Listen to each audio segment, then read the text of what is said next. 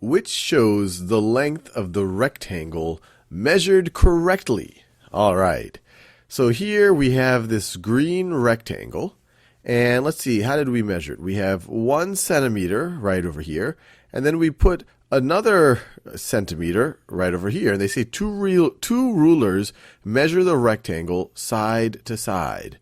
Well, this makes sense because we can say, look, if from here to here, from the beginning of the rectangle to the middle is 1 centimeter, and then it's another centimeter that gets us to the other side, to the right side, then we know that this is going to be 2 centimeters long, 1 and 2.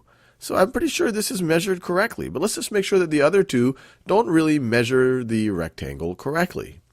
So this one right over here, you have 1 centimeter and another centimeter, but you're leaving a gap right over here. And you can't leave a gap here. You want to measure what this distance is. And you notice that this ends to the right of the rectangle. So this isn't a good way of measuring it. And this way, you're not going all the way, the entire length of the rectangle. So this, you're coming up short. You need to measure the entire length. You need to start on the left side, which they did, but you need to go all the way without any gaps and without overlapping the rulers in any way to get to this side. So this isn't right either. So let's keep doing these. Which shows the length of the eraser measured correctly. So this one, well, once again, there's some weirdness over here. I don't even know what's happening, but the entire ruler isn't even getting to the entire length of this rectangle. So this isn't measured correctly. And they say 2 rulers measure the eraser and overlap. Oh, I see.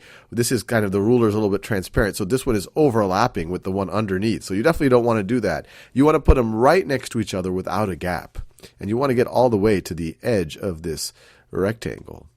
So this one, you have a gap, and you're actually going beyond the edge of the rectangle, so that's not good. Here, you have no overlap and no gap right over here. They're just right next to each other. And we're starting at the left side of this rectangle, and we're going exactly to the right side. We're not overstepping it, or we're not underdoing it. So this is going to be right. This is a lot of fun. Let's do, okay, this is interesting. What is the length of the floor of the bank in meters? So this is a picture of a bank. I guess this is the big money in the bank. Those are big dollar bills, and those are big coins. Drag the ruler to make the measurement, and this is in meters. So I can click on this, and then I can put it. Remember, I don't want to do this. This would be wrong because I want to start measuring right at the edge of the bank. So I want to do it like that. And I see, okay, the length of the bank. Well, how much is that? Well, you see this right wall right over here. It's right at 4 meters. So this is going to be 4 meters long. Let's do another one. What is the length of Maria's backyard in meters? Drag the ruler to make the measurement.